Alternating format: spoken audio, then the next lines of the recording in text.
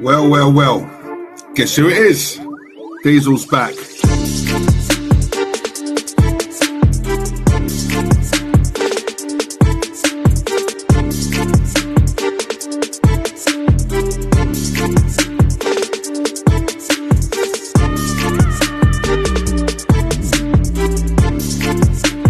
Join me, subscribe, but get the word out. Diesel's back, and he ain't going nowhere.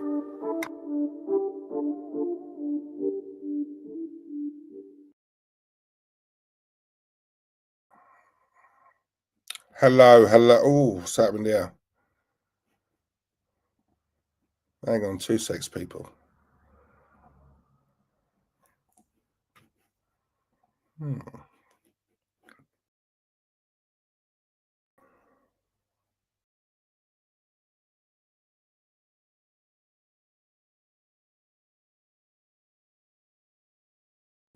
That's better.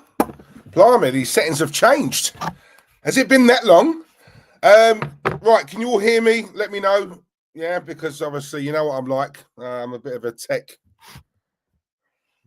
novice or whatever it is you want to call it. How are we? Yeah, we're back, right? We're back, yeah? Are you ready to hear some facts tonight? I'm sure you are, judging by Mindful Haven's comment there. Lovely. Carnage, thank you very much. You can hear me. Right, guys, listen. Before I start, I just want to say on a bit of a somber note, I lost a very good friend of mine recently. Big up to my boy Craig, who's up there now resting in peace. This stream I'm dedicating to him. So yeah, if you're watching, then love you always. Love you always. Isn't it mad, isn't it? 43 years of age. I'm getting to that age now where I'm starting to see people I really only at funerals or things like that. It's just that's a sign of old age. What can I say? But yeah, life goes on, unfortunately. Gone but never forgotten. Lost some right good people, didn't we? But anyway, it is what it is. Guys, thank you for joining me. Really appreciate it. Let me just dive straight in and get the niceties out of the way. Nari, I'm going to say Nari. I think that's right. Thank you very much, mate, for joining me. There you go. Bang.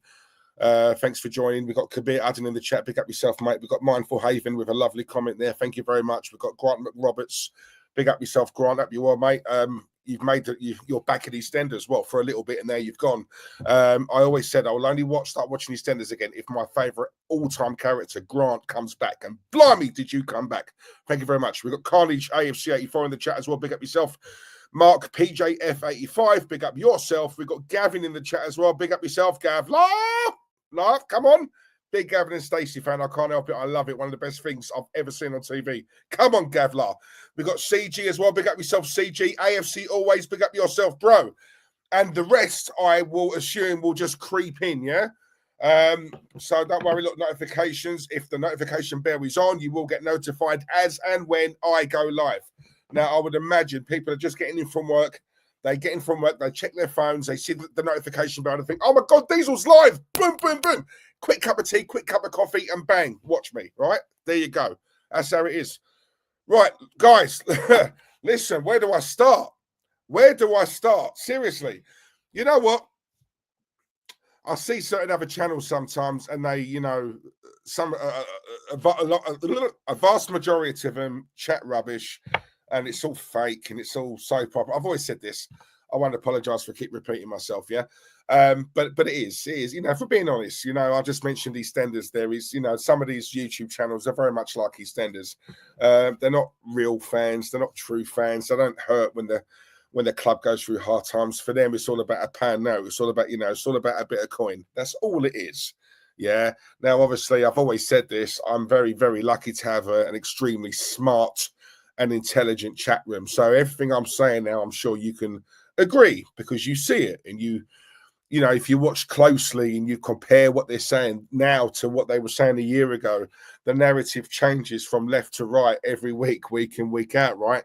You know, when someone's chatting rubbish and they're lying to your face, it's obvious, isn't it? You know, if we're being totally honest, you know, and that's what I'm finding at the moment. You know, what I'm finding is, and I think I said it last time on the stream, it's a case of, you know, these Arteta lovers really, really, genuinely running out of places to hide. They really are. And it's great to see. It's great to see. However, having said that, I've always, and you guys have as well, the vast majority of you guys in the chat room, we don't sway from left to right. We see what's going on, and we've seen it for a while, and we call it out, and we speak about it, and we discuss it, and we debate it, and that's for us, if we're being honest, we saw this car crash ages ago, right? And I've always said it on the channel, I'm very open, I'm very, I'm not into this woke culture. I very much say what I feel. And do we get pelters sometimes? Yeah, of course we do. We don't seem to be getting as many pelters as what we normally do. And I wonder why that is. It's because people are slowly, gradually starting to come around to our way of thinking. And that is that this manager is not good enough to get us to cross the line. Not only the manager, let's not just bash him. The team as a whole, it's not as good as people think. But the one thing that, and obviously judging by the title of this stream, the mentality is still dead at this club. I stand by that 100%. Before I carry on, we've got Jay Greens in the chat as well. Big up yourself. I'll see you there, mate. Zidane, yeah, he'll never come, mate. I don't even think he'll come to the UK. We've got Todd Burge. Big up yourself, Todd. Hope you're well, mate. We've got my good friend and my neighbour, Ryan Stockley. Come on, mate. Hope you're well. Lovely. Sneaking in. Love it. Yeah, mentality, right? Now, guys, look, I've always made a point of saying this, right? I'll probably say it the most out of any other person you watch on here. Yeah, one thing I bang on about mentality, and the fact that we just don't have any. We don't. That game yesterday just symbolises what I've been saying. How we did not lose that game by 4 or 5 goals, I'll never know. And then when you see Declan Rice, who before he scored was absolutely atrocious. He wasn't the only one, by the way. A lot of them were. Can I just ask a question to you guys in the chat? Seriously, what has happened with Declan Rice? Is it me, or is he just... Do you know what? Someone asked me the other day, and I said to them, I still don't know what he is. I don't know what he is. Certain Arsenal games I watch, and I really do make a point of watching him closely. I don't know what he is. I don't think he's a bad player, but I think he's so overrated, so overhyped. I do. I don't see it. I really don't. Yes, he's good at breaking up play. Yes, he can sniff out danger. But other than that, when you're looking at £100 million worth of player, I don't see it. I'm hoping someone in the chat can tell me. Maybe I'm missing something. I don't know. You tell me. I don't see it. If someone was to ask me, has he regressed? I'd say yes. Yeah, he has regressed. I don't know what it is. Mikel Merino. Yeah, no. Sorry, I've said this before. Now, normally with foreign players, I tend to be a bit fair and say, look, let's judge them next season. However, with this guy, I just don't see it. He's too slow. He's too pedestrian. He offers nothing to that midfield. To me, he's just a body. He's just a body in the middle of the park. And when you think of how hard and how long it took for us to sign this guy, and then you're hearing rumours and murmurings from behind the scenes that, Arsenal didn't really want this guy. It was Arteta who really had to push it and really had to convince the board that, this is a player worth getting. He's going to elevate our midfield. Now, if that's true, I don't know if that's true or not. That's just some of the rumours coming out. At the time, Arsenal didn't want him. They were unsure. The board were unsure about him. They didn't really see what he could bring to us. Whereas Arteta was the one who really, really pushed for that signing, and so far, I've got to be honest, it's backfired. Yeah, I think he's rubbish. I think he's just an average player at best. That's me being polite. California, crap. And do you know what? Do you know that this is where I'm going to get a bit wound up, and I do apologise. I'm so sorry. Guys, I very rarely swear. I'm not going to swear because, you know, it does occur to me that some of you guys might be watching me and you got your kids with you, right? So out of respect, I'm not going to do that. But, you know, what really annoys me, right? I don't know. I'm trying to think of what game it was. It was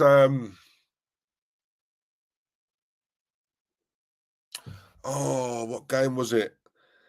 Actually, no, it may have been when we was away to Forest. It may have been. Did anyone notice? Now, look, I've looked, you know, on certain other channels just to see if this got picked up, and it didn't. I'm sure California started that game, right, at left back. And I'm sure he got subbed off. If I'm wrong, let me know. I'm sure it was the Forest game. Did anyone notice when the game was when the full time whistle went and the players were on the, you know, all the players were on the pitch clapping, the fans, etc. Did anyone notice California on the pitch, and he was wearing his studs, what I've got, yeah? So you can't wear them during the game, right? So he's obviously been subbed off. He's gone probably down to the changing room, or he must have had his jewelry on the bench or whatever. The minute he comes off, he puts his studs in, and then when you see him on the pitch, he's wearing them. Now, someone might hear that and think, "Oh, come on, Deez, you've been a bit like." When I talk about mentality, can someone answer me, right? What would make you think the minute you get off the pitch, you go and put your studs in, and then why? Why that wannabe pretty boy model type? I don't know what it is. It really, I don't know look, I don't know what the reason is. I don't know why. It just really wound me up. It so annoyed me, right? That was one thing. Then obviously yesterday, you know, we're playing crap, right? We were lucky to have got that goal. And then again, you see these players celebrating. You see Declan Rice doing the shh to the Man United fans. Why?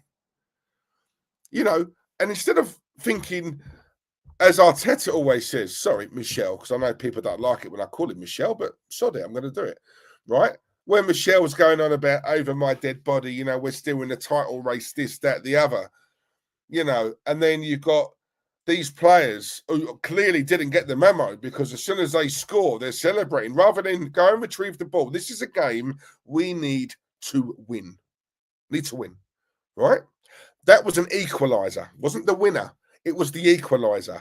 The game is now 1-1. We've still got time to try and win this. But no, they scored the goal and they celebrate. And that sums it up for you guys in a nutshell about the state of this club, about the state of the mentality, about the fact that there is no mentality. It's a loser's mentality. I've said it before. These guys are happy with top four. I don't care what anyone tells me. I'm yet to come across someone, right, who can convince me otherwise. These guys do not, this club, they don't want to win. They don't. And I'm sick and tired of all these pundits I'm seeing on all these radio shows or whatever it is. You know, Darren Bent, one in particular. Yeah. If Arsenal don't win anything next season, not this season, if they don't win anything next season, then questions will have to be asked. My God. So if Arsenal go through yet another season, right, 6 years, and they don't win anything next season, not the league, not the Carabao Cup, not the FA Cup, Champions League, they win nothing, then and only then will questions start to be asked. Really? You don't think these questions should have been asked 2 years ago? And this is, again, this is what I'm talking about, guys. The protection, the level of protection at this club is an absolute joke. However, having said that, there are more and more people now, more and more people starting to look at this manager and question him.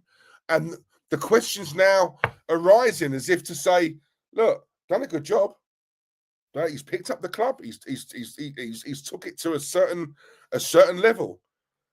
But can he elevate? Can he get to the promised land? Can he cross that line? Now, that question was never asked before. It's now starting to be asked. People are starting to ask the question. What makes it worse for Michelle is when you look at what's happening at Liverpool with Arne Slot. Guys, let me ask you a question, right? You guys know I'm a massive, massive Unai Emery fan, right? I did not agree with the way he was treated at this club, right? I thought he's a gentleman. He's a very, very astute tactician, extremely good manager, right? Very good manager, yeah? He gets sacked. Michelle comes in, right? How many people, how many Arsenal fans, how many pundits in the media said, well, hang on, look, can't judge him yet. They're not his players. He needs his players. Right. So when you look at what Arne Slot's doing now, he signed one player in the summer, one, and he's hardly played due to injury. So really, if we're being totally honest, Arne Slot signed no one. And look at what he's doing. Oh, but hang on. The caveat to that is these are not his players. They're not his players. And look at what can be done if you are a good coach and you have tactics and you are tactically astute. Look what can happen. Why is it even Ruben Amorim, another one, needs his players. If you're a good coach, you're a good coach. Does it really matter a great deal that you haven't got your players? You have a bunch of players at that club, right? They must have done something of significance to arrive at a club like United or a club like Arsenal. Now, if you're a good coach, you're telling me you can't get something out of the players you've got at your disposal? Because again, the argument is Arne Slot. People can't have it both ways. Guys, they can't. Right? Look at what this man's doing. And he's doing it with ease. What are they, 15 points ahead of us? And people can say to me, yeah, because of Liverpool have only lost one game, Arsenal are still second. Let me tell you something now. Arsenal are only second because other clubs have regressed. It's not a case of we've improved. Other clubs have regressed. Simple as that. It's as simple as that. This team at the moment is shocking. Odegaard. Do you know what the embarrassing thing for me is? The embarrassing thing, I've actually complimented this guy on this channel. It got to a point where I was watching him thinking, do you know what? I'm now starting to see what others have been telling me. I'm starting to see. And yet, the minute I say that, the minute I give this guy a compliment, he just rubbish, crap, goes missing. Not a captain, not a leader, hides. Yeah, hides. Little boy. I look at these players, not just him, all these players. They're boys to me, guys. They're boys. I'll come back to the comments, I promise you, some very soon, right? But these are boys. I was saying to guys, the other day, growing up, when you used to see the Martin Keowns, the Tony Adams, the Steve Bowles, the Patrick Vieira's, the Emmanuel Petits, the Mark Overmars, Ian Wright, Bergkamp, Henry. You know what I mean? These players, men. Do you know what I'm saying? Dixon, Winterburn, David Illia. You know what I'm saying? Men. Andy Linnigan. Yeah? Men. You see these guys line up. You see a bunch of men, nasty men who are willing to, put their back on the line and really go for it. This, that, the other. I look at these players today. I just see little boys, guys. Little boys. That's what I see. I see little boys. And do you know what? Controversial. I've said it before on this channel. I'm going to say it again. Do you know the one player who I think we miss? Granit Xhaka. Never, ever thought I would say that. But I'll tell you something now. I would kill to have him back. Don't get me wrong. The Xhaka from the last season he was here. Because I'll tell you something. He was a player who gave that little bit of bite in that midfield.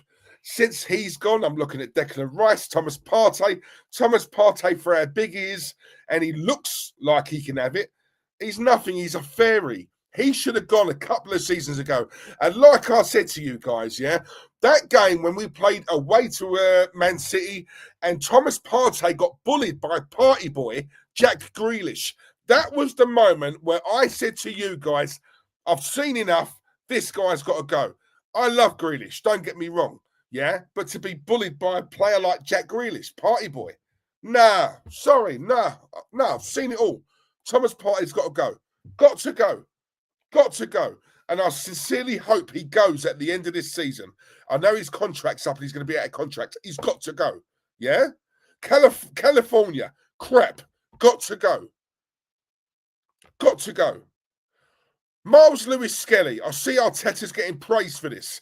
If Arteta knew about Miles Lewis-Skelly, right, months ago, do you honestly think he would have bought California? No, he wouldn't. No. He stumbled upon that. Okay? He stumbled upon it. Same like he stumbled upon Emil Smith-Rowe. He stumbled upon Saka. Yeah? Ethan Nwaneri. Let me say this, guys. I'm not hating on the guy. He's 17. He's a kid. I'm not hating on him. But I'm seeing loads of people going mad saying he's been brilliant. He's been like rave reviews. He's been absolutely out of this world. He's been class in these games. He deserves an England call-up. Guys, now, again, let me ask you guys a question in the chat. Is it me? Or, yes, he's played okay. He's played quite well. But I wouldn't look at these games and think, oh, my God, he's blown us away. Wow, what a performance. I'm sorry, I don't think he's been that great. I really don't. Is it me? Am I not seeing it? Am I missing something? I don't know. You guys tell me. I don't know. But whenever I've watched Arsenal and I've seen Nwaneri, yes, he's been okay. But I wouldn't look at it and think, oh my God, he's absolute class. Oh my God, wow. No, I'm sorry, I'm not seeing that. But from what I'm hearing, I'm the minority. He's a good player. He needs a bit of time. But you know what? Again, it goes back to mentality. It ties in with the mentality. It ties in with the lack of ambition at this club. Because I'm telling you now, as soon as he started becoming a regular fixture for Arsenal, and let's have it right, he's only playing every game because we got injuries. Yeah. But he's going to get to a point, if not already, where Arsenal are starting to rely on this guy. You see, when Smith-Rowe and Saka started becoming regular fixtures in that first team, do you remember how heavily reliant we was on them as a club? So reliant on them. Do you remember? It was around that time that even when we were streaming, I was like, it's when we was on Claude and the Bansters. Rest in peace to Claude. And even then, at that point, I was saying, how bad is that? I look at these senior players in this side, and everyone's hanging their hat on Saka and Smith-Rowe. These are two youngsters who have just got into the team, and they at that time these two were like the standout players in that side. And you're looking around thinking, how embarrassing is that for the senior players? These kids, which is what they were, they're coming in and they're giving it their all every game. And you can see it because as a fan, let's be honest, it's not rocket science. We can see when the player's really putting it in and putting the shift in. We can see that. Equally, we can see when players' heart's not in it. We can see when they're just coasting through a game. They're not really, giving it their all. And this is what I'm saying. This is where we're going to be now with Ethan Nwaneri. I can see it. There's also a lot of Arsenal fans who are banging on about Eddie Nketiah. I'm sorry. Yes, he's a striker. The guy was crap. I'm glad he's gone. Yeah. Any Arsenal fan who says, oh, I wish we had him back, we should never have sold him. Then if that's what you're saying, and I'm sorry, my friend, you are not an Arsenal fan. In fact, you are not a football fan. You know nothing about football because Eddie Nketiah, I'm sorry. Yeah. the amount of chances that man had, and he just didn't take it. You know why he didn't take it? It weren't for the lack of trying. I'm sure he did try. He's not good enough. He's not good enough. And for all the people who went against the likes of me and people, you know, you guys as well in the chat, whenever we called this out with Eddie Nketiah, you know, when we spoke about this brand new contract he had for what? For being okay, decent, not great. Yeah. And he got a massive pay rise off the back of that. Yeah. And people telling me that we were wrong for saying this. And then he goes to Crystal Palace. Yeah. He can't string 2 games together. You know, now if he can't cut the mustard at Crystal Palace, do you honestly think he'd be cutting the mustard here? Let's be honest. 100 grand a week he was on. Yeah, he's barely a championship striker. But anyway, he's gone now. He's gone. But let me go to the comments in a minute. But guys, you know, this is what I'm saying. You know, you guys are starting to see it now. Starting to see it. You know, the worm is starting to turn with regards to this manager.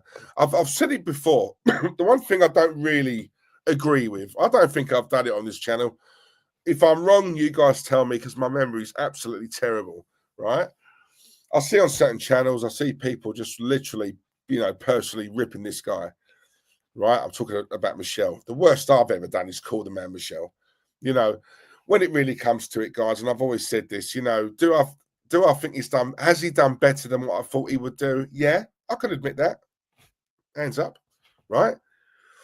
But I've always said this, yeah, that's all very well. That's all very well, you know, well and good. But I want a manager who's actually going to take us to the promised land. And what I mean by the promised land is, I mean, winning leagues, winning Champions Leagues, buying the right players, showing ambition, you know. And what annoys me with a lot of people at the moment, whenever people talk about Arsenal, and again, a large section of our fan base, you know, listen, we can go on about it, and we can go mad, and we can, you know, talk about that lot over there on that big channel, and certain other people, and Julian. Someone said it in my chat earlier on. Julian was on Saeed's channel last night, just chatting fart, yeah, and he exposed himself. I'm glad he did, because, but it's not surprising, guys. You know, you don't have to watch these guys week in, week out to think, is he being fake? You know, they are. I'm telling you now, right? That Julian is an actor. I don't care what anybody tells me. I'll put my mortgage on it. That man is an actor, right? He's an actor. He's doing it for likes. He would have watched AFTV for years. He would have seen how Claude and Ty were, you know, and he would have thought, because as much as Ty gets the piss taken out of him, he's one of the main faces on that channel, right? You know, let's be honest, it's publicity, isn't it? People would have watched that. People like Julian would have watched that and thought, I could do that. I'll just go on there regularly, say some stupid, outlandish things, and all the traffic comes to me. Yes, I'll get abused for it, but who cares? People are watching me. People are going to want to take their picture with me. People are going to want to do this, do that. You know, it's fake. And it doesn't help the club, right? It's not the main reason, but it's one of the reasons why this club is looked at as a laughing stock. It is. No other club has got something like this to this scale. Yes, other football clubs have got their channels or whatever, but nothing on this scale, really, to a point where it's just detrimental to the club. You know, I think so anyway. You know, I've always said this, guys. You ask any non-Arsenal fan who has the worst fan base in the UK, in the country. 9 times out of 10, most people will say Arsenal. They'll say Arsenal. You do a survey tomorrow of 50 people, every single one of you in this chat right now. Do it tomorrow. Do a survey, and I guarantee you now, the vast majority of those people will say Arsenal. Why? That's not a coincidence. It's not. You know, it's not. There is a reason, right? PSV the other day, 7-1. Everyone's ecstatic. Everyone's going mad. And, you know, TalkSport, I'm sure it was ESPN, because we scored 7 in the game, have Arsenal been cured?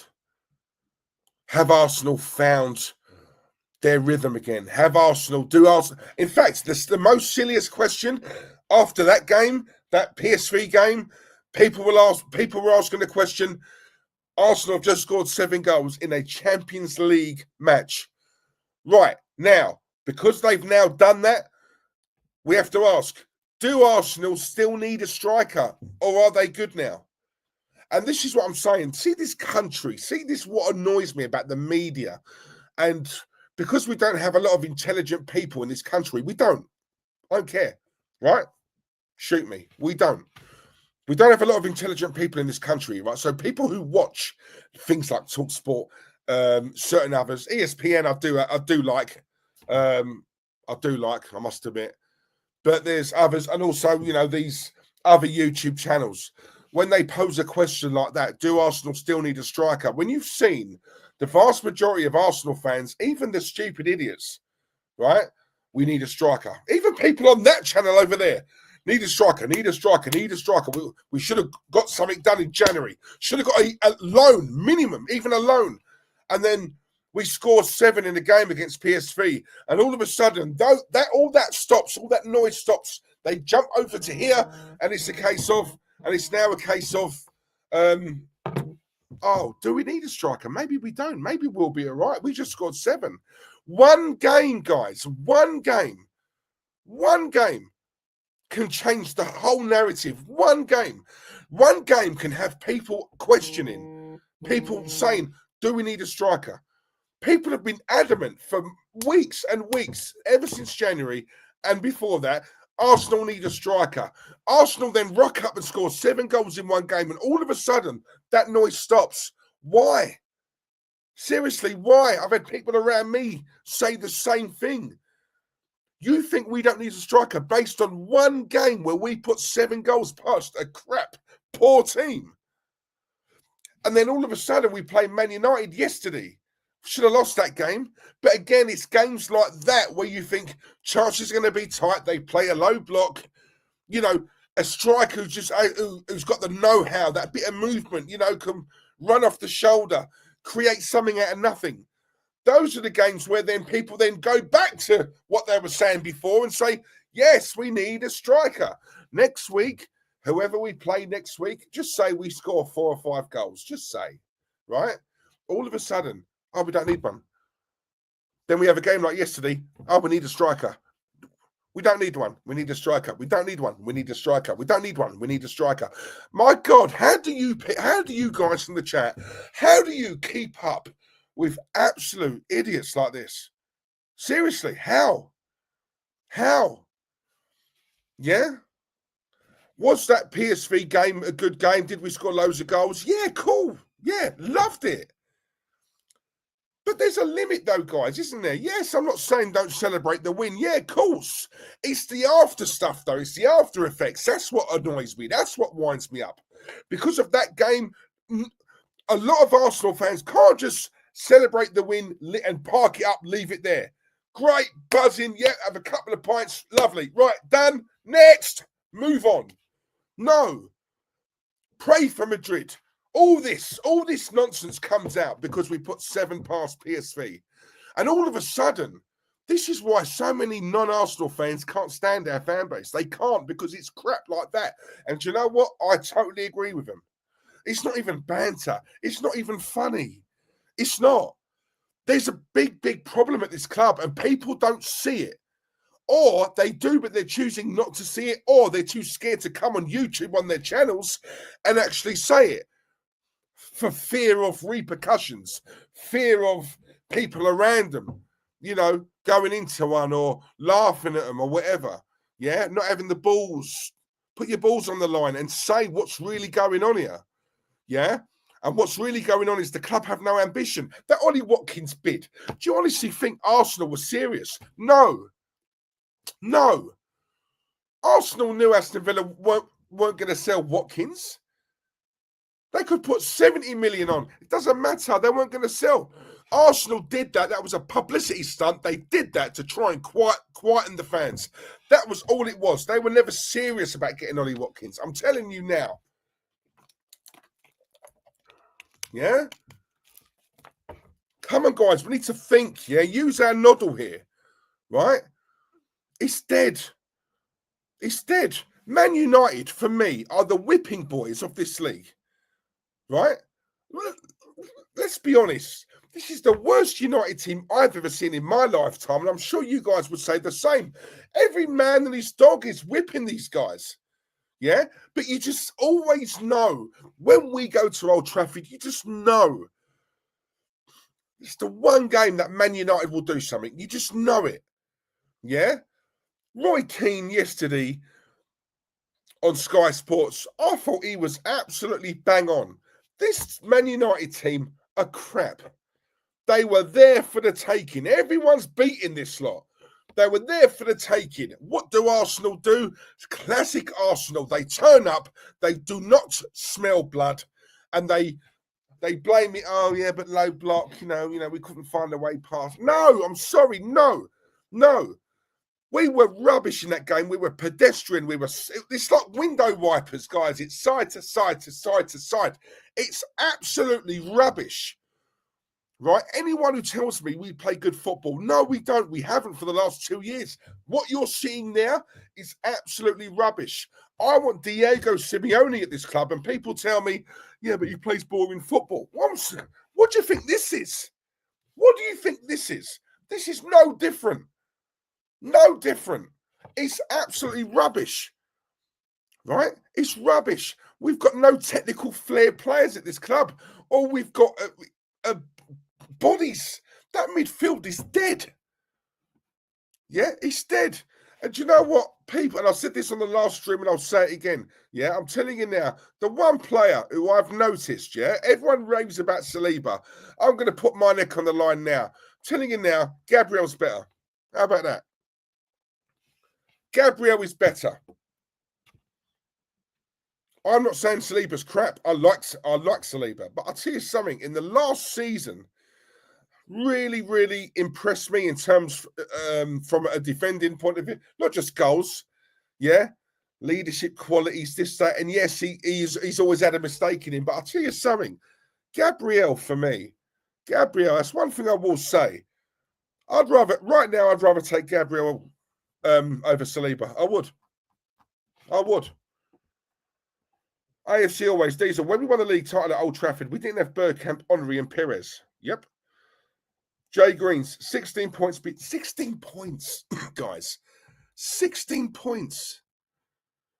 And do you know what it is? Why does everyone... Let me ask you guys this, right? And please, give me answers in the chat. When we talk about a lack of a striker, why does everyone bang on about the January window? Why does no one say, do you know, Arsenal have needed a striker time ago? What everyone just talks about now. Everyone talks about the January window. Yeah? We've needed a striker for the last 2, 3, 4 years. Why is that not being mentioned? Why is it only from January onwards when we had these injuries? We've needed a striker, an absolute gunman. We've needed that for time. But everyone just keeps talking about from January onwards. No one's looking back, further back than January. Do you know what I mean? Seriously. Yeah? This game yesterday, Garnacho, I just do not rate one little bit. I'm sorry. Look how he was against California. I mean, seriously, come on. No, man. Rubbish. Sorry. Rubbish.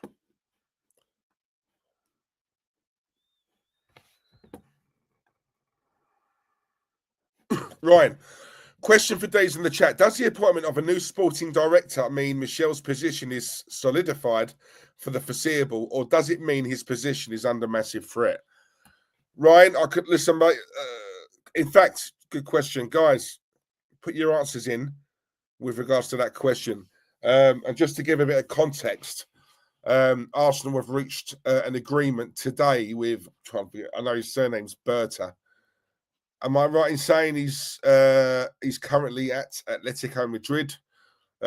He's agreed to join Arsenal in the summer as the new sporting director, taking over from Edu.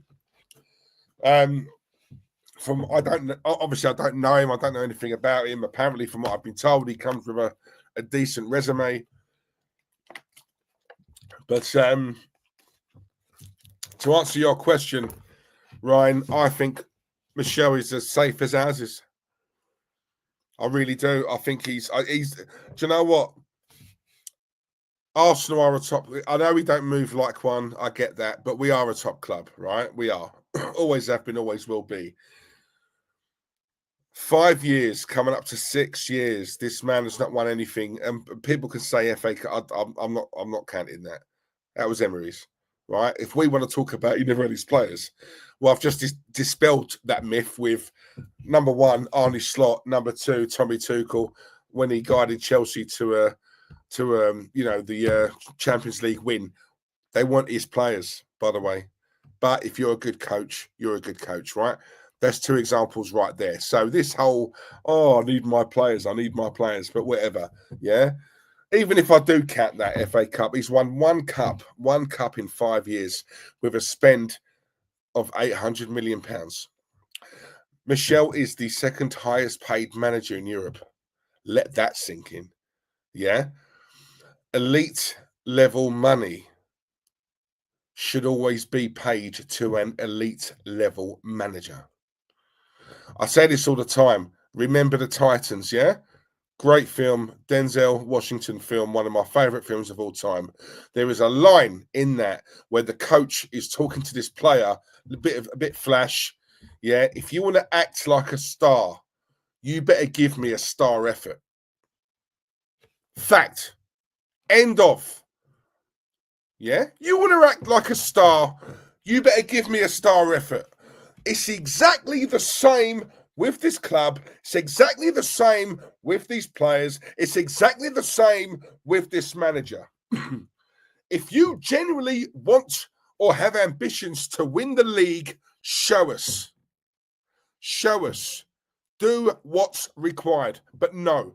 Paul Merson said it yesterday, right in the Sky Sports studios, sitting with Roy Keane and Gary Neville and Jamie Redknapp. Paul Merson said it. Arsenal just make do. Exact same as what I've been saying on this channel for time. That's what Arsenal do. They don't go above and beyond. They don't do what's required. They don't come correct. All they do is make do. That's it. That's it. Right? That's all they do. They try and get by. Now, I'm sorry. I don't know about you guys, but from where I come from, that is what you call a serious lack of ambition for a club the size of us to just make do. Nah. And that doesn't get questioned? No, sorry. Mark says it here. Arteta's the second highest paid manager in the Premiership, and still he's not delivering. Yeah? It still rankles me how you give a club the size of Arsenal to someone. It could be anyone, not just him. Yeah? You don't give a club like this to someone who's never managed. I'm sorry. It still baffles me to this day why you would do that. It's like you're the cleaner one day and then you get made to be the CEO of the company. That's how big a leap it is. It's mad. 5th place are closer to Arsenal than what we are to Liverpool. Facts. Static, yo, Diesel, welcome back. You have been missed, bro. Thank you, mate. I missed you too. Hope you're well.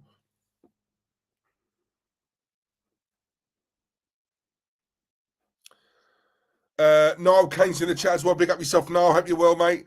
Kevo's football chat. Sorry, Kevo's footy chat, Steve. Big up Diesel on the chat. Hope you're all good. Unfortunately, I can't stay. I'll definitely watch this properly later. Keep speaking facts and keep fighting the good fight. Okay, big up yourself, mate. Thank you very much. We've got Tyson Mitchell as well. Big up yourself, Tyson. Hope you well, mate. Big up Diesel. Come on, my G. We've got Dominic Buckner as well, my guy. We've got Big Fat Robbie, Diesel waffling for views again. Fuck, mate, if I was waffling for views, I'd be going live every fucking week. Sorry, ignore that. Every flipping week, but I don't, do I? Come on. Do you honestly think I'm in this for money, mate? Yeah, when was the last time I streamed? Go and have a look. All right, so that shuts you up, innit? Absolute idiot. Kids, man. Ryan, D's, most of us have seen it all along. Julian is a moron. The Cronkies have put in over 200 million in 17 years. That tells you everything about these owners. Claude deserves a statue. Yep. I can't disagree with you there, mate. Nari, Julian is an actor. Ask who's the most hated. Mate, I'm telling you now, they'll say Arsenal. Yes, this is the point I'm trying to make. AFC always. People were getting excited for the 7-1 win in midweek, but this is the real Arsenal. See what we saw yesterday, as he says there? Yeah, that is the real Arsenal. People got carried away last week. Of course they did. Yeah, I see it everywhere, whether it was on Twitter, X, Instagram, other channels.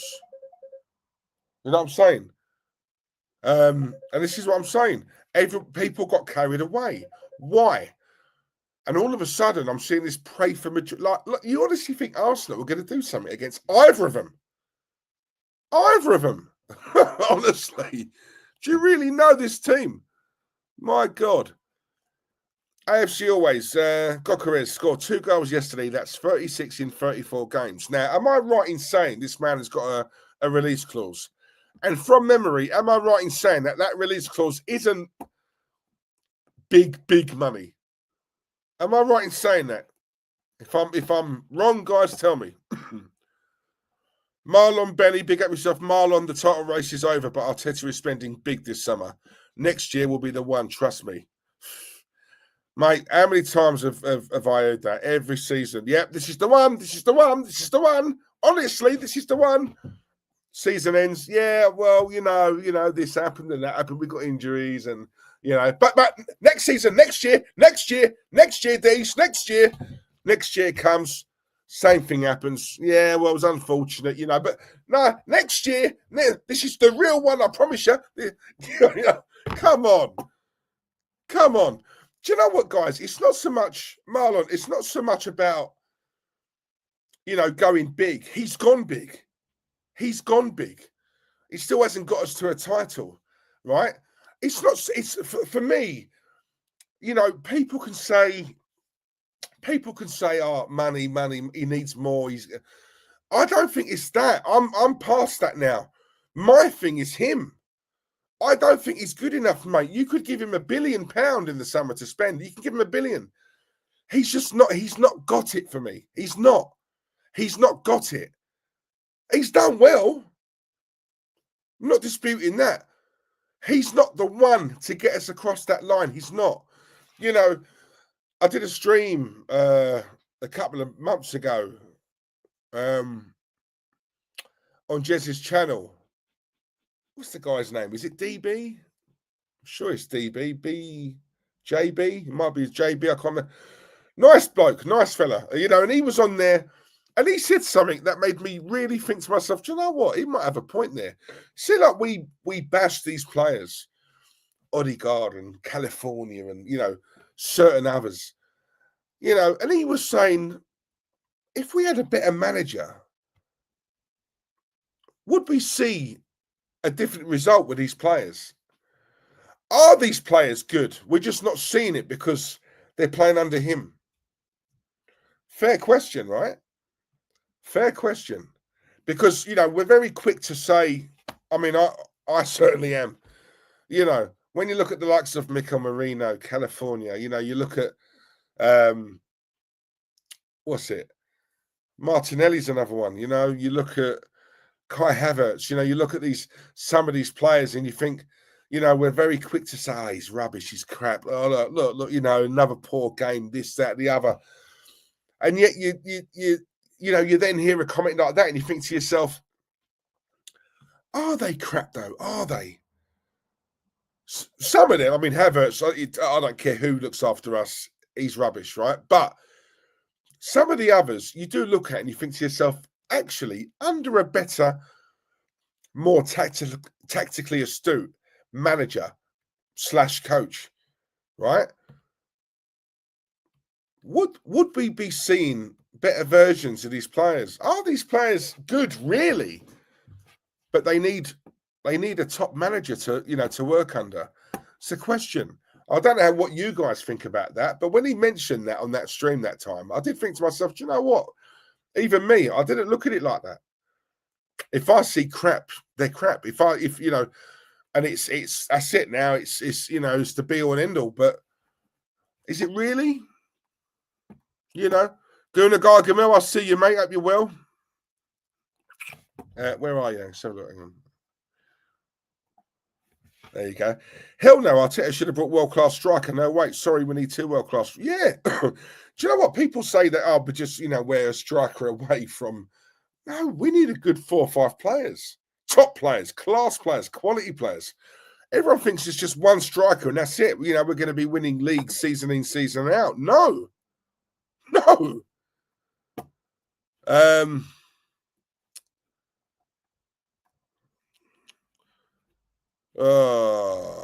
Fred McGuinness, mate. I'm not even going to bother reading that.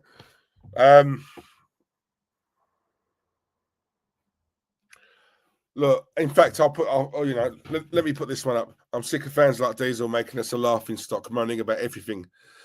Mate, you honestly think I'm the one making us look like a laughing stock? It's people like you, my friend. People like you. I'm going to assure you. This is what I like about it. See, like Marlon, yeah? People like Fred and that big fat Robbie or whatever his name is, take a leaf out of Marlon's book, yeah? I know Marlon doesn't agree with a lot of what I say. He doesn't. But he still comes here every time I stream. And he's respectful. Same as I am to him, he is to me. Don't agree, yeah? But you know what? You don't have to be a knob. You know what I mean? You ain't got to be a prick about it. Have too much depth. Salary's leaving, so Liverpool and City struggle. Next year is the one. Also, we are cooking in the UCL. I don't see why we can't win it. Real Madrid.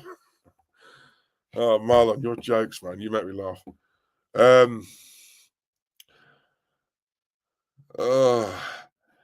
Do you know what? Arteta got us back in the Champions League and got us competing. Well, with 800 million spent, mate, I should hope so. Yeah? Do you know what it is, guys, right? They put this man up on such a pedestal, and I just don't understand. I don't understand what he's done to warrant that level of protection, that level of, you know what I mean? Oh my God, it's the great Arteta. Oh my God, wow. I don't understand it. I really don't understand it. I don't get it. People can say he got us into, but hang on a minute. He's had the tools. He's had more than enough tools. When you think £800 million, that's a lot of money, a lot of money. And not only that,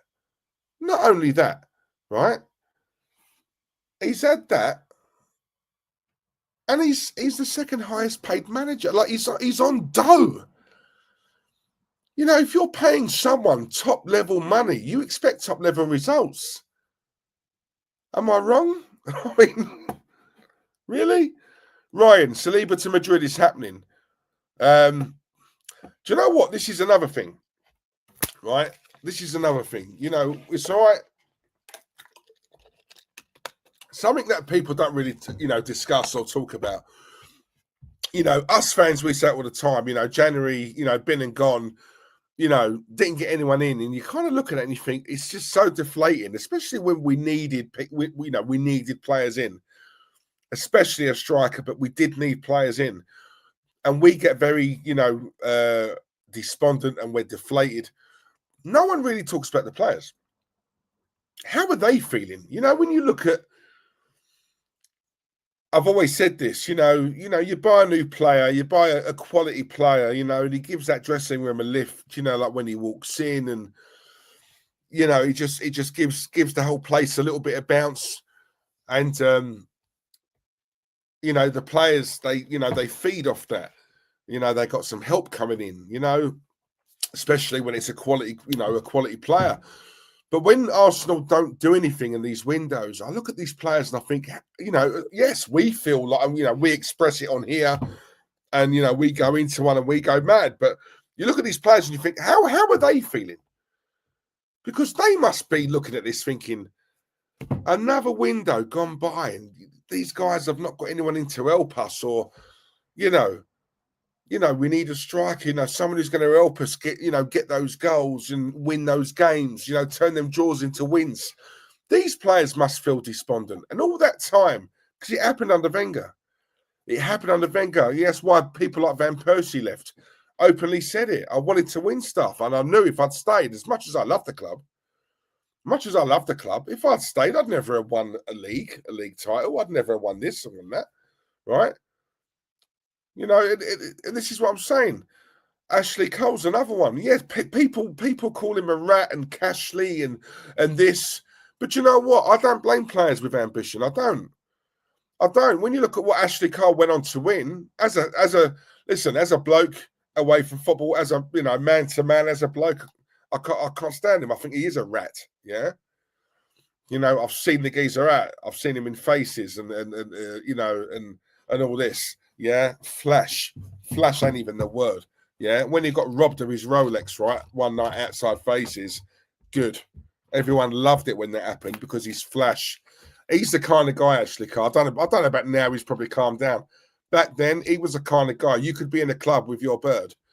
Yeah, he'd walk in and just chat to your bird like in front of you, and then he'd look at you and say, "What are you going to do?" Now, Ashley Cole ain't hard, like you can knock him out, but the thing is, he's with an entourage. He gets all brave because he's got 20 geezers with him. He was that kind of bloke. I used to see it all the time. Flash, and when he got robbed, people, you can't go on like that. There's people out there who are worse than you, who know worse people than what you do, my friend. Yeah, only difference between us and him is his wallet. That's it. You can't buy class. That's the one thing you can't buy, no matter how rich you are, right? But again, getting back to my point, these sort of players, when you look at what Ashley Cole was, what he won at Chelsea, for me, he was vindicated. He was, you look at it and you think, fair play. Fair play. All we had to do was increase his salary by an extra 10, 15 grand. He'd have stayed. But we didn't, because it's not Arsenal, is it?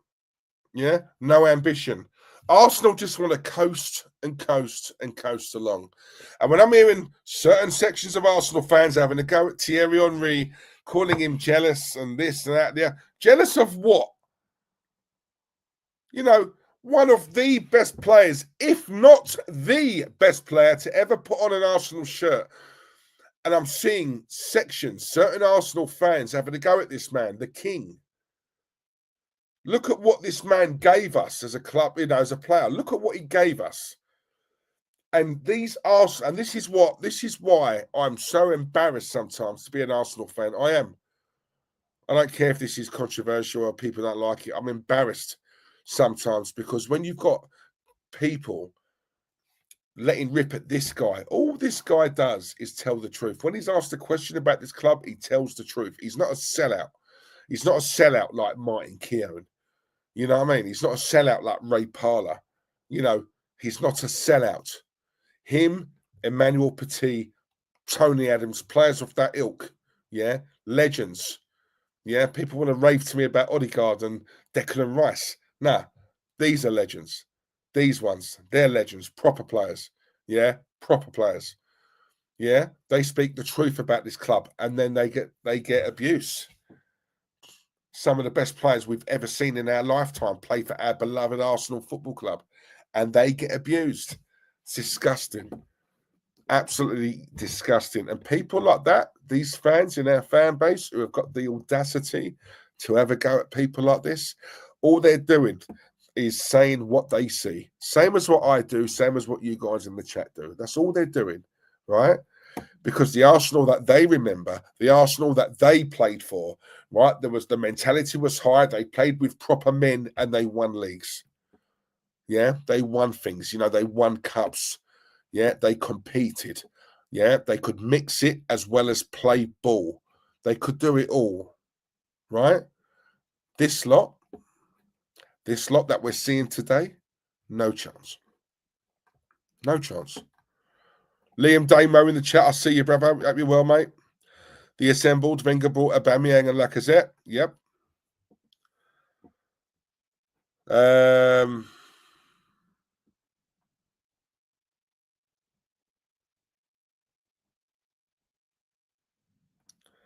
Ding dong. Oh, blimey. Ding dong. Hope you're well, mate. Evening, Big D. Hope all is well. Hope you're good, mate. We've got Michael Thomas in the chat. Big up, Mike. Hope you're good, bruv. Arteta postman Pat manager, man. Iman in black cat. You understand? Arteta ain't got no striker high. He spent more money. Wenger 22 years. I would take Thomas Frank over Arteta. Yeah, of course I would.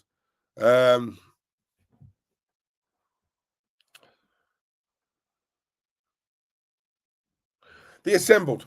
Question: can anyone name a club that has spent the money Arsenal have since Wenger left and are no nearer to a decent squad? If I heard this, I wouldn't believe it. Let me ask you guys, right? Now, I've said this before.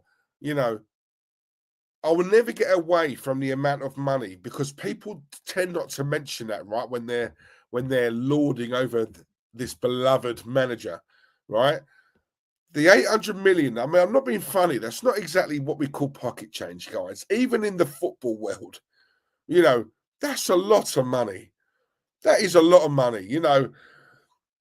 And you look at it and you think to yourself, how can anyone, ask yourself this, how any manager can spend that amount of money and still not have one truly world-class player out of a squad of 26 players, a squad of 26, 800 million spent, and out of 26 players, you can't show me one truly world-class player. You know, when you look at it like that, when you think of it like that, do you not find that like just mad? You know, AFC always. Diesel, Henry is a club legend that has a statue built outside the stadium, has won everything there is to win in the game. Yet apparently he is jealous of Michelle. Do me a favour and get the F out. That's probably the best comment I've put up so far tonight. Yeah, there you go. There you go. Do you know what? You know, there are fans who actually support the club, and you get people who may like Arsenal, like the way, you know, they're not fans, but they have an appreciation. I don't know. For me personally, I don't know anyone who's a true Arsenal fan. I don't know anyone who would even dare to abuse a club legend like Thierry Henry. I'm sorry, I just don't. I don't understand it. Ryan, I call you fake, Marlon, because by you backing Arteta means you're happy with what is going on, and therefore you and the fans like you are a massive problem. You know what it is, guys, right? You know, Marlon, look, I know you've got your own opinion, yeah, you know, and everyone's allowed one, apparently. But the issue I've got, mate, if I'm honest, I mean, you've been very, you know, respectful when you was coming in the chat. I do appreciate that. The issue I've got, it's getting to that point, mate, where all I'm hearing is next season, next season, next season, next season. You know, there has to be a time limit. There has to be a point where even fans like yourselves, Marlon, have got to think, do you know what? I love this guy. Great manager. I rate him. However, it has been a long time. He has spent a lot of money, and we're yet to win anything. You know, when I say win stuff, Marlon, I'm not just on about the league and the Champions League. Why does he not make the FA Cup a priority? Why does he not make the Carabao Cup a priority? Every season, he's got five stabs, right? 5 shots of glory. 5 trophies to win. 5 every season. Yeah. And he doesn't win one. We've been reasonable, Marlon, a lot of us, and we've said, do you know what? I could sit here and now and say, he's got to win the league. He's got to win the Champions League. A lot of us have said, do you know what? If he doesn't win the league, but he picks up an FA Cup, fair play. If he picks up a Carabao Cup, fair play. Right? I think that's when you've been given £800 million to spend and you're the second highest paid manager in the league, certainly in Europe, you know, and you've got your fans saying, do you know what? If you just pick up the Carabao Cup and you don't do anything else, you're still a cup. You know, when you look at that and you think to yourself, if he would surely hear that and think, do you know what result? if that's, yeah, I can do that. You know, but he doesn't. And this is what I'm saying. How long do you give it, Marlon? Like, you can't, because I guarantee if I had the time and I went through the streams I did this time last year, I could probably find comments from yourself, from you, telling me the exact same thing that you're saying now. Honestly, if I had the time, I would love to have a look. Yeah, because I'm sure I could point it out. As a year's gone by and we're still in the same position. Yeah. There has to come a point, mate. There has to. You know, no clubs near us are going to wait until we get our act together. They're not going to just sit back and wait for us to. No. These clubs are going to try and improve year in, year out. Yeah.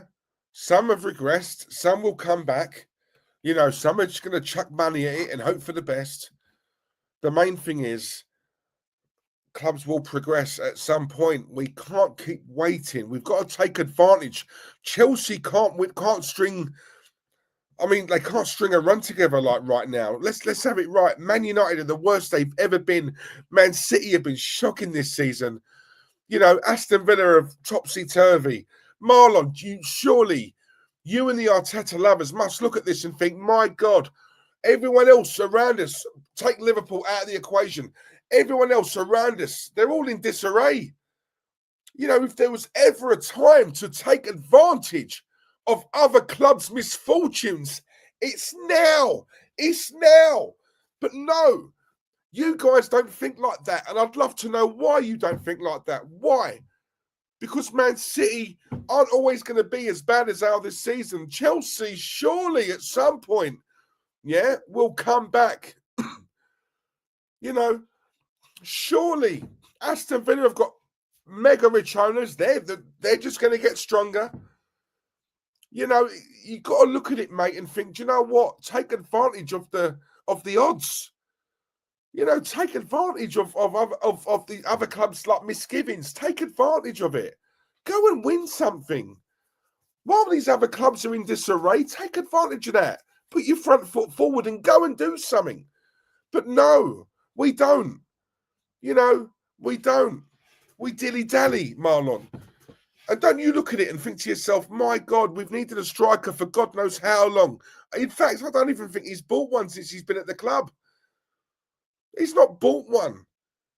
Don't you look at that, mate, and think to yourself, my God, we patched the defence up. When there's a problem in defence, we fix that, but we're light in attack. Or if our attack is bang on, but we've got to fix it. Do you know what I mean? It's always, they just make do. They make do. Arsenal have got the money. Trust me, this ain't a poor club. They've got money. You know, but they just don't want to go for it, Marlon. You know, they don't want to go hell for leather and actually go and do something. Go and make a statement. Everyone can say, yeah, this summer they're going to, you know, they're going to buy big, buy big, buy big, buy big. What does that mean? What does buy big mean? What does it mean? What does it mean? Are we going to get a load of kids with potential who are going to be world-class in 5 years? Are we going to go out there and buy the real deal? Yeah, because we've got a manager who doesn't attract that sort of player, mate. They don't. He doesn't. Hence why we don't have any world-class players in this squad. You know, he can't keep being next season, next season, next year, next year, next year, next year. It can't, mate. It can't keep going like that. There has to come a point where you got to think, do you know what? It's been given long enough. Enough is enough now. Enough is enough. Got to, right? I'm telling you now, stop having this attachment to the manager. You are meant to be Arsenal fans. The club must come first. It always must come first, right? I'm telling you now, we had this with Mesut Ozil. Too many Arsenal fans, right, put him above the club. Above the club. We all said when Ozil goes, thank you, thank the Lord, this whole circus will go with him, right? And it's the same now with this manager. Too many people have got an attachment, a personal attachment to this manager. This manager cannot do any wrong in a lot of these people's eyes. And I'd like to know why. Why is it? Is it because people find him attractive? Is it? Is it because he's good looking? Is it because he's head to toe in Gucci? What is it? Seriously, what is it? A genuine question. I really want to know. I'm not even joking. I'm not laughing. It's a genuine question. I really want to know. The Assembled. Diesel. Liam Brady has said he left Arsenal because of the lack of ambition. This ambition trait has always run through the club. And you know what? I'm not blaming it solely on him. This lack of ambition was here before Michel got here. It's ingrained in the club. When the pressure is on, they do. They falter. They fall apart. Cowardice. Spineless. Look at this game yesterday. We played the worst Man United side I have ever seen in my life. Ever seen in my life. They were there for the taking. Everyone. There was a time when I was growing up, my God, clubs would go to Old Trafford hoping they knew they were going to lose, but as long as they didn't get a battering, if they lost by 2 or 3, that was considered a good result. Yeah? You got these little, with all due respect, these little small clubs, and they're going to Old Trafford, and they're going for the win. They're going 1-2-0 up, and they're not like defending like with a low block. They're thinking, we only scored 2, we want 3. They get 3, we want 4, we want 5, we want 6. This is Old Trafford. This is Man United. You know, they're being whipped. They've been whipped all season. Oh, dear. Honestly, Nat Leslie, big up yourself. Nutty, drip me, I see you. Arsenal and Arteta knows full well they should have bought Tony. And again, this is the thing as well, guys. Right, Ivan Toney, let me just dispel this myth that everyone keeps on talking about. Why would we want Ivan Toney? Like, we weren't prepared to give him 300 grand. He didn't want 300 grand. He wanted to come to Arsenal. All this thing about we can't compete with the Saudis, that move materialised at the very end of the window. He didn't want to go Saudi. He didn't. He wanted to come Arsenal, right? We'd have paid him a lot less than 300 grand and he would have accepted it because he wanted to play for Arsenal. He gave us the green light at every opportunity. He wanted, he's a boyhood Liverpool fan, and he said, I want to come to the Arsenal. Anyone who doesn't believe that, watch when he was on Diary of a CEO. Very complimentary about Arsenal. He wanted to come. He wanted to come. He's a top striker, quality. The 300 grand a week, yes, he's getting that now in Saudi. He wasn't expecting that amount of money at Arsenal. The point is, he wanted to come. And all this nonsense about, oh, he's got a bad attitude, this, that, the other. What a load of rubbish. Why? What? Because he's not a robot? Because he's got a mind of his own? Seriously, what do you mean a bad attitude? Do you know what? Let me tell you something now. Most of these quality players, world-class players or whatever, a lot of them have got attitude and arrogance, especially strikers. Especially strikers. If you're a good coach, right, you'd look at that and think, I'll coach it out of him. If he has got one, I don't think he has, personally. Tell me what a bad attitude is. People say this to me all the time. Ivan Toney, he is a bit of a bad apple. He's got a poor attitude. In what way? What do you mean? Explain it. Simplify it. What do you mean? When you say a bad attitude, what do you mean? What does that mean? Seriously, what does that mean? Yeah? And I told you guys before, what was it? Patrice Evra, was it Rio Ferdinand's podcast? And who's that guy who does? What's his name? I said it last time. He was on there with Rio. Him and Rio Ferdinand are quite close, apparently. He's an Arsenal fan. I'm trying to think of his name. I can't remember his name. I'm so sorry. Right, he was on there. Patrice Evra mentioned Ivan Toney, and this guy said, "Yeah, but he's 28 or he's 29, whatever." And Patrice Evra made a point. Well, hang on a minute. You need to win now, though. You need to win now. So what if he's 28? He's ready-made. He can come into the team and bang in goals now. You need to win now. You need to get top players now. You need a striker now. All this, wait. 28, no good, too old.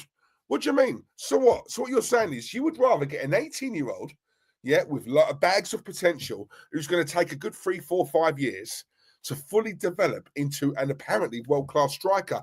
We haven't got 3, 4, 5 years. Apollo Creed in Rocky. There is no tomorrow. Fact. I totally agree with that. There is no tomorrow. There is no tomorrow. Yeah, when Rocky said, "Nah, tomorrow we'll come back now." No, there is no tomorrow. We got to do it now. Now. Right? Time waits for no man. You do it now. Yeah? And that mentality, that sums up most of these Arsenal fans. There's always tomorrow. There's always next year. There's always next summer. There's always that January transfer window. There's always no. I'm sick of it, guys. It's no, enough now. Enough now. Right? If we want to be taken seriously as a big club, act like a big club. Move like a big club. No one's saying we've got to spend hundreds of millions of pounds every single summer on players, but get the right players, get hungry players. Right? Address the situation. We've needed a striker for God knows how long. Every man and his dog can see it. Everyone can see it. Except the club, except the board, except the manager. Go and do what's required.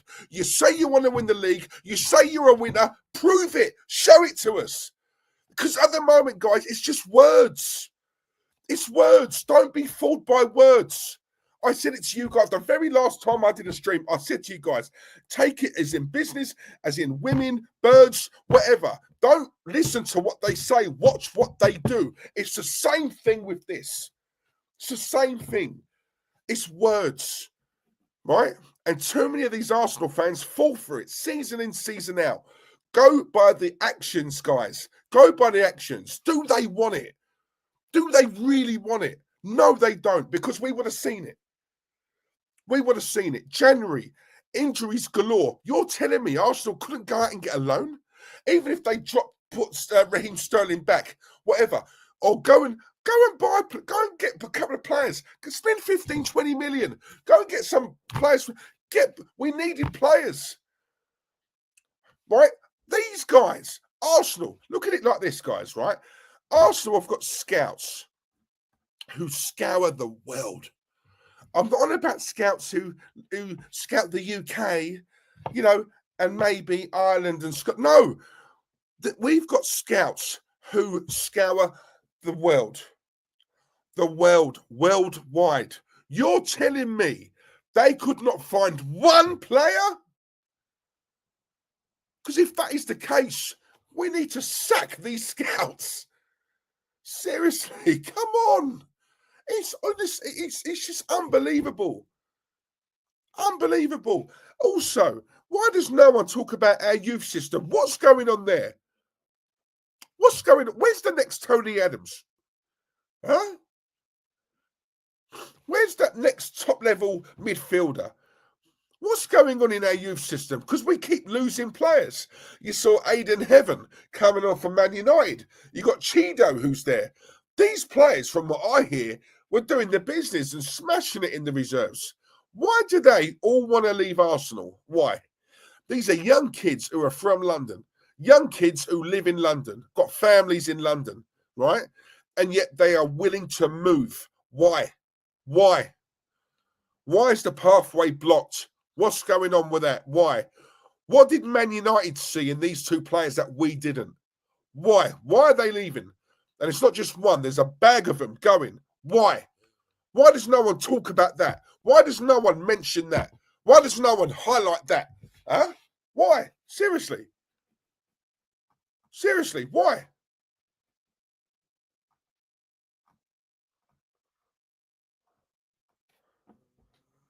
Um,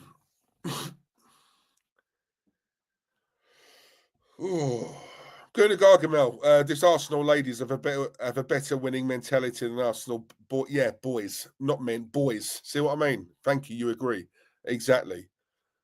We've got Deluded Gunnar in the chat as well. Big up yourself, Deluded, mate. I've seen you many times, bare times.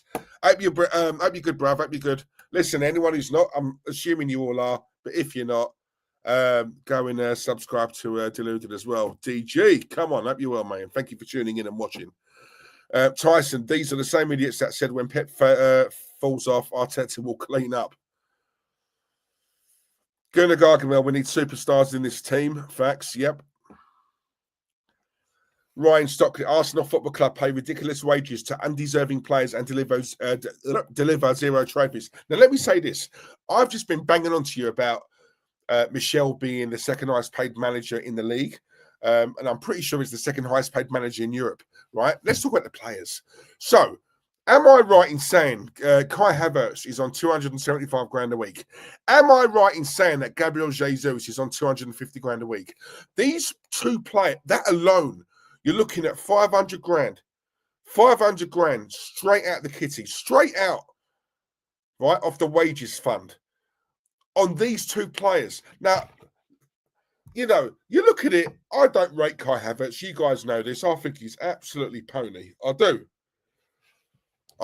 I've watched him closely. I just don't see it. Yes, he scores the odd goal here and there. We'll get a tap in. I've never once seen this guy dominate a game. I haven't. I don't rate him. I think he's a very, very, very lucky boy. Very lucky boy to have been at Chelsea.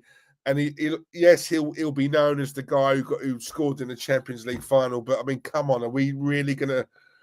You know, when you talk about legacy and what you've done in the game and what you've achieved, you know, and that's one game. Even then, he didn't play great in that game. He just scored a goal. Same with us. You know, all these stat pad merchants now. You know, he has a poor game. Yes, he scores a tap in, or he's in the right. He's in the right moment. He's in the right space, and he tucks it away. Yeah, great. That's cool. But when you assess his performance overall in a 90-minute game, 9 times out of 10, it's absolutely poor. This man is not a striker. He wasn't brought in as a striker, right? He wasn't. We all know that, right? And the fact that Arsenal and this manager especially, they're looking at Kai Havertz as the man to take us to a league title. That, for me, that alone is not only laughable, it's also a sackable offence. That is a sackable offence. If you really, really, genuinely, right, deep down, you really do have ambitions of really trying to win this league, would you honestly, hand on heart, think, lay your hat on Kai Havertz? Even Gabriel Jesus, yes, he scored against Palace and he went on a little, but the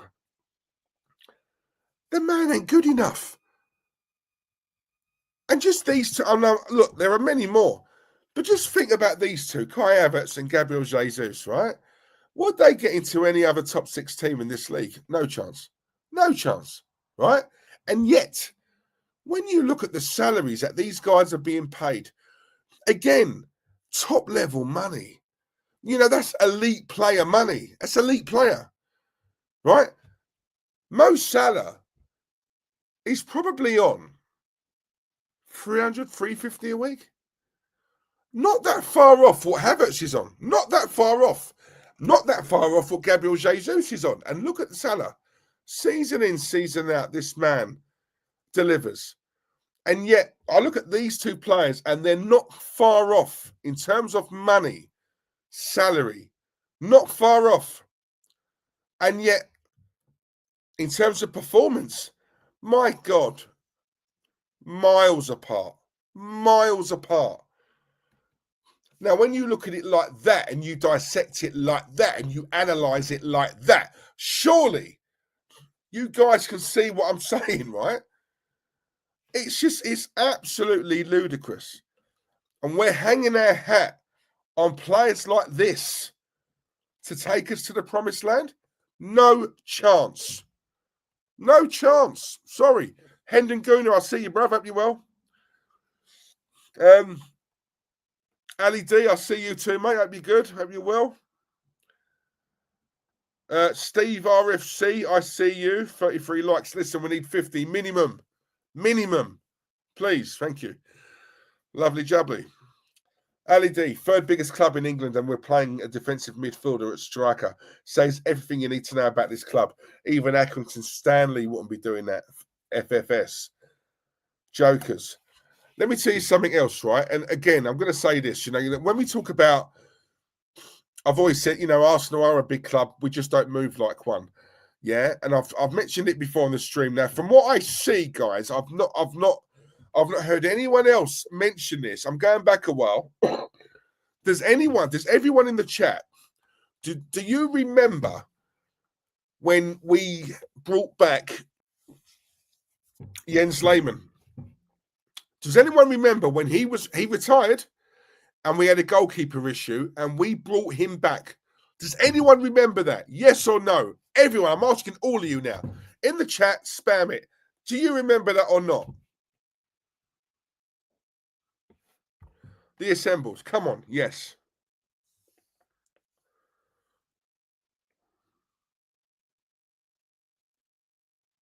Hendon Gooner. Yep. Lovely. LED. Come on.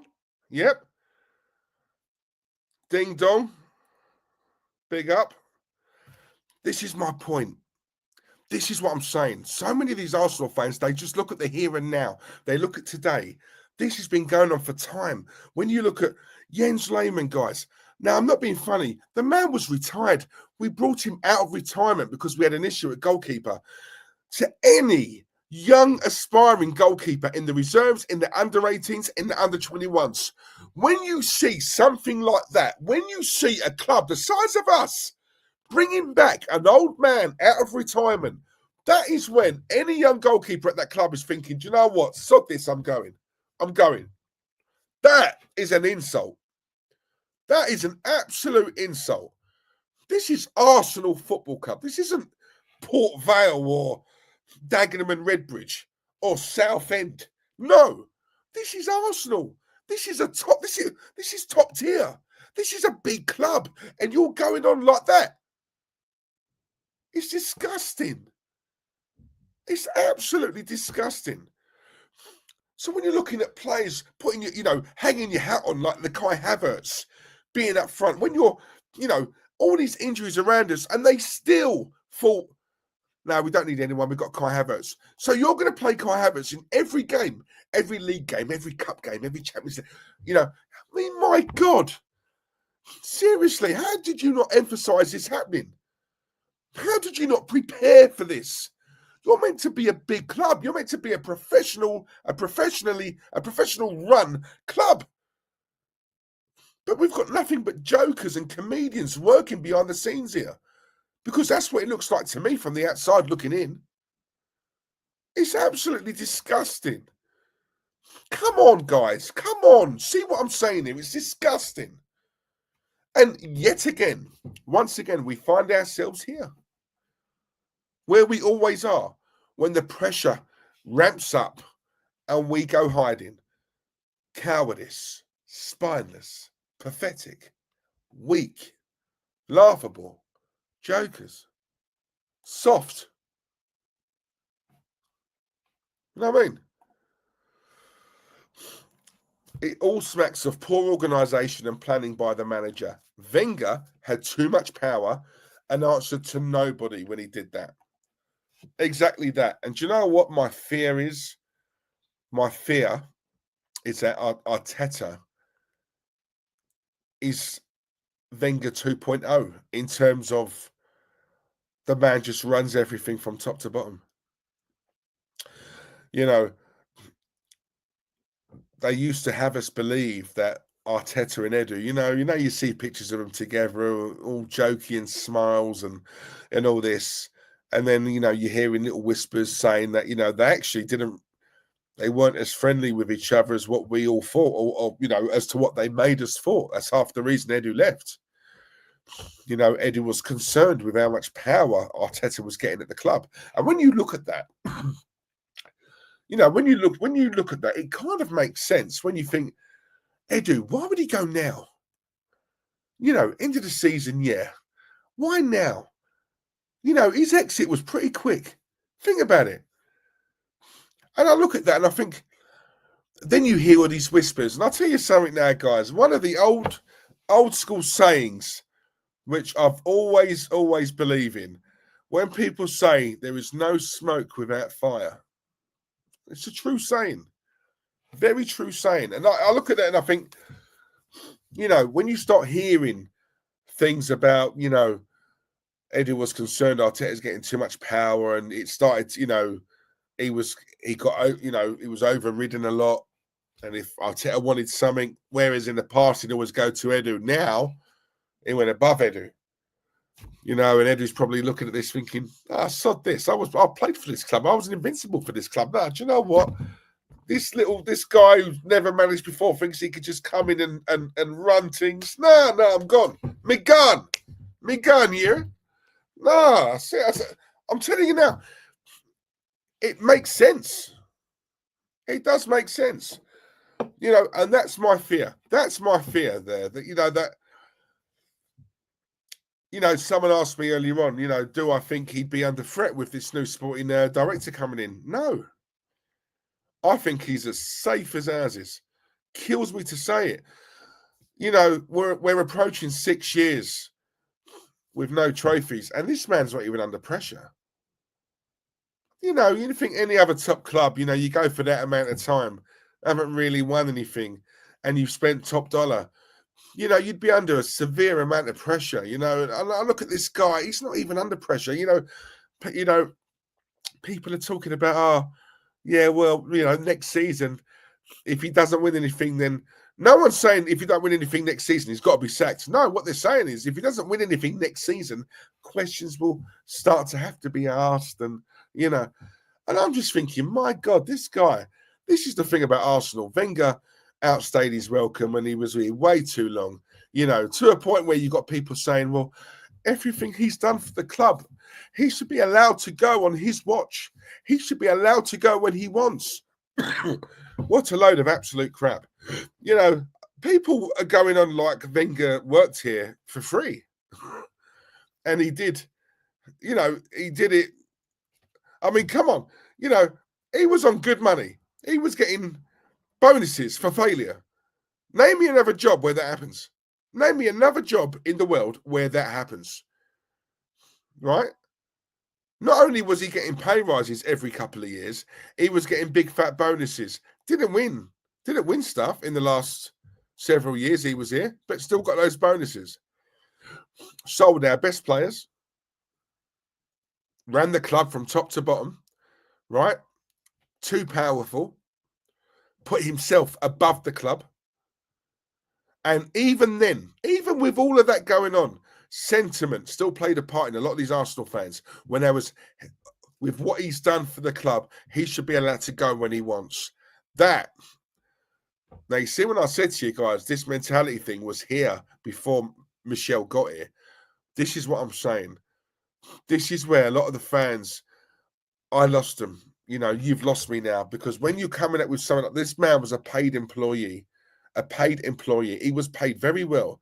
Everyone keeps on telling me, yeah, but what this man did for Arsenal. What about what Arsenal did for him?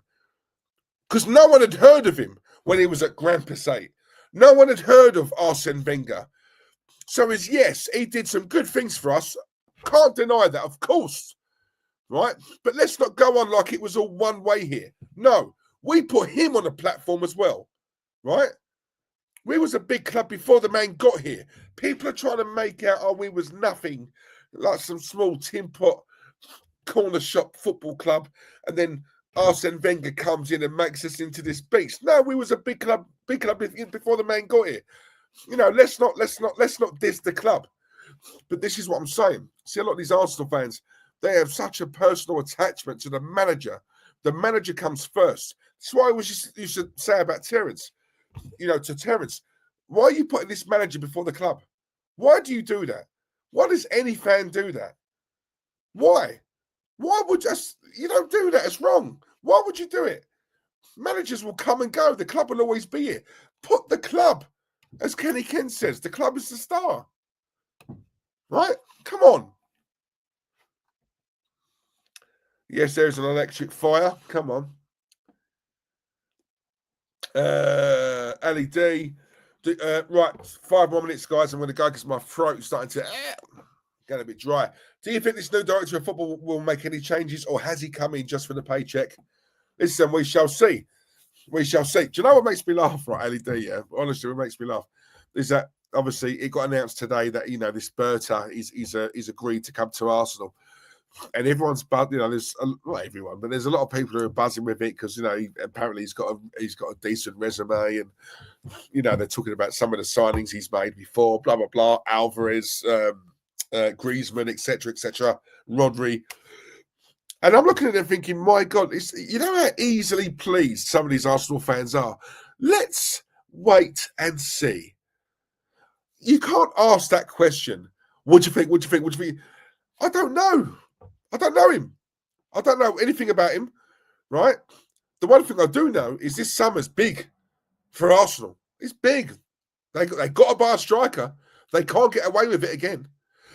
Because now everyone's talking about it. They need a striker. That's where they messed up this season. Not only that, they need a good 4 or 5 players. Good 4 and I'm not talking about players with potential. 5 years, that'd be great. No, we need ready-made quality players to come in now and take this team forward. Make no mistake, this summer is so important for this club. And we will see. Not that word say we will see, because I know when it comes to it, they're not ambitious. Right? They're a top 4 club. That is what they are. They're all about revenue, Champions League revenue. That's all they're interested in. They don't care about winning the league. Let me tell you that now. If you take anything from me tonight, people, take this. This club is a top 4 club. End of. Right? The only time you will see action from this club is if Arsenal ever fall out of the top 4. That's the only time where you will start to see some real stuff going on. As long as we're getting top 4, they're sweet. They're sweet. I'm telling you now. And you know what? The reason why they get away with that lack of ambition is because we've also got such a loser mentality of a fan base who allow them to get away with it. And it's been like that year in, year out now. Dean W, big up yourself, Dean. Wenger was great for business, spent hardly anything, cleared all our debt from the stadium. Nick Core, Wenger's remit was Champions League qualification. That was it. Cronkies enjoyed the gravy train of Champions League money. Yeah, facts. Ryan, Dees, we have 18 players on the payroll who earn between 100 grand to 280 grand on a weekly basis. Yeah. And the vast majority of those players are more to the right of that. So, yeah, they're closer to 280 than what they are on 100 grand. Oregon Goon, big up my guy. Come on, hope you well, mate. Hope you good. Darren Sullivan, a.k.a. Dazzler. Big up yourself, Dal. How are you, mate? Hark now in the Sky Sports sing Arteta runs away and he will leave towels between legs when Diego makes his way. Come on. Oh, I'd kill to have him, mate. Black Man Dom, my G, Come on. Black Man Dom, 1, 2, 3. Big up, Diesel. Love the content. Like the video, lads. Thank you. Come on, love. Give it a like. Give it a like, please. I beg you. Ding dong, good to see you again, Big D. Take care and see you soon, buddy. Hope you're well, mate. Thank you very much. The assembled. Has anyone found out why Raul was sacked? Edu is another mystery. Listen, the Edu thing, I think we're unlikely to really find out what really went on. I personally think that there was ructions between him and Arteta, and Edu thought, I don't need this, I'm gone. Personally. People are going to say, well, it was a good opportunity, Forest, and he can run all these clubs and it's more money. Yeah, I don't think people are saying it was for money. I'm sorry. No, I'm not having that. I think more went on. I do think more went on, but that's just my opinion. But guys, very quickly, in terms of things I'm watching, very, very, very quickly, I'm watching is it Harlan Corbin? Is that his name? Series at the moment, Just One Look. That's on Netflix. I'm watching that at the moment. It's in Polish, but it's dubbed, English dubbed or whatever. I'm not a lover of it, but it is what it is. All this stuff is class. Harlan Corbin or Harlan Coben, whatever his name is. So yeah, I recommend that. So far, it's good. It's all right. Chesapeake Shores. I shouldn't like this because I'm into crime and horror and supernatural. I love all that stuff. Chesapeake Shores on Netflix is it, mate. I loved it. It's very similar to like River, Virgin River. Again, something I liked. I love watching these places. Chesapeake Shores and Virgin River. When you sit, when it's so picturesque where they live. If I could move, I would to a place like that where it's a tight community. Everyone knows everyone. No crime. Honestly, I love it. It's just so beautiful to watch. Where they film, it's just. I think it's Canada. It's absolutely stunning, beautiful, right? Um, so yeah, honestly, Chesapeake Shores. Give that a watch. I really liked it. What else? What else? What else? What else? What else? Uh, oh God, what else have I been watching?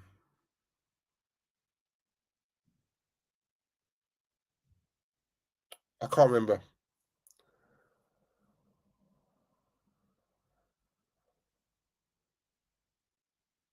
Oh bloody hell! Oh, I had it. It was right on my head. I can't remember now. Oh, hang on. No, no, sorry.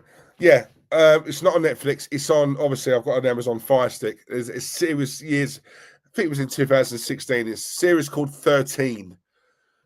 It's about a young girl who was kidnapped 13 years ago. She comes home, and it's just also like cloak and dagger stuff. Secrets come out, and all this. That's really good. I like things like that. I like like a who done it type thing where like you're gripped every series. You're watching it. Also, as we all know, marching powder. My guy Danny Dyer. Come on, my G. I'm the mixed race version of Danny Dyer. Boom. I'm better looking though. Come on. He's filmed Marching Powder, the old Davis Marching Powder. Come on, a bit of bugle, bit of nose candy. Come on. So I've heard, never tried it myself, but I know people who have. Marching Powder come out on the Friday. I haven't seen it yet. Now, listen. Now, normally when a film comes out in the cinema, night. I mean, I know, give it 2 weeks. It's going to be out on the old Fire Stick, and obviously, why would I spend money to go cinema when I can watch it in the comfort of my own home, my yard? However, a film like this, because I remember Football Factory when that come out, I thought, nah. Me and the boy, we are going to the cinema to watch that, right? Certain films, guys, you just have to go with the lads. You have to go to the cinema. I can't wait 2 weeks until it comes out. I've got to go and watch it. So I'm trying to organise me and the boys, and there's going to be a firm of us that are actually going to, we're going to go and watch it. And you know what it's like? Because it was like this after Football Factory. You watch that, and then you come back to cinema, and you're sort of looking around thinking, all right, who wants it? Who wants it? I don't know what it is. It's a man thing, testosterone. It's so wrong, but you can't help it. When you watch a film like that, you come out, right? You're firmed up, right? You got all your geezers with you, and you might see another group of guys over there, and you're just looking at them thinking, come on, look at me. Give me a bad look. Give me a dirty look. Come on. Just give me one excuse to come over there and spark you. Honestly, I love it. It's such a buzz. But yeah, I'm going to see that. I know a few people already who have watched it, and they've said it's really good. And obviously, anything that Danny Dyer's in, I love. I am a big fan of his. So yeah, do you know what? I'll let you know. I'll let you guys know. Before I go though, oh blimey, yeah, Newcastle and West Ham are playing, aren't they? All right, sweet, something to watch. Yes, Darren Daslark. This is another one. I think when is it coming out? Gangs of London 3, watch one, but don't do sequels. That's out very. Is that? I can't remember. I'm sure it's this month. The third season is out. Gangs of London is absolutely brilliant. Anyone who's not seen that, give it a watch. It's really good. Line of Duty as well. Give that a watch. That's one of my favourite series ever. I love that. The Business. I mean, Clark, come on. Danny Dyer filmed The Business. Anyone, again, that's another. You've got to watch that. You've just got to watch it. These are class films, man. ID, Warren Clark, yeah, great football film. Come on, ID. That was Shadwell, wasn't it? Yeah, the undercover cop who goes he gets deep in with him. ID, yeah, lovely. Sexy Beast, yeah. There's a new series on Sexy Beast, an updated series. I'm watching that. That's not bad so far. It's all right.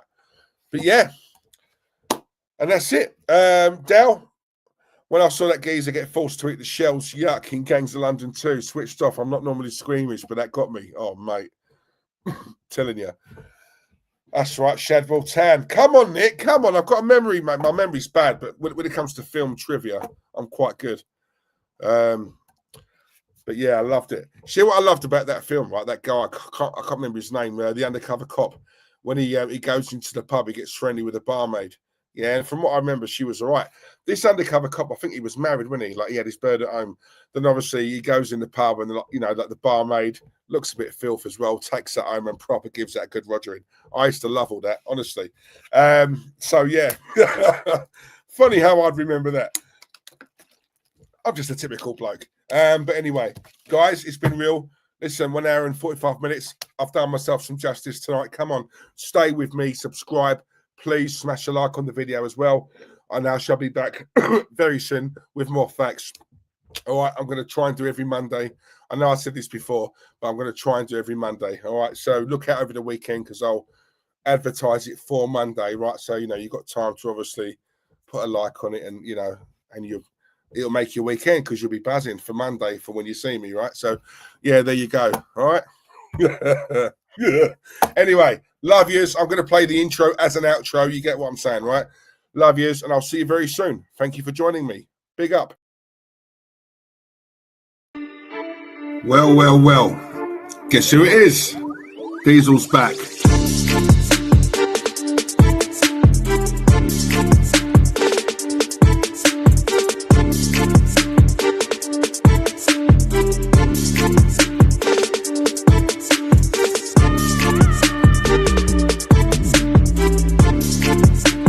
Join me, subscribe to get the word out. Diesel's back, and he ain't going nowhere.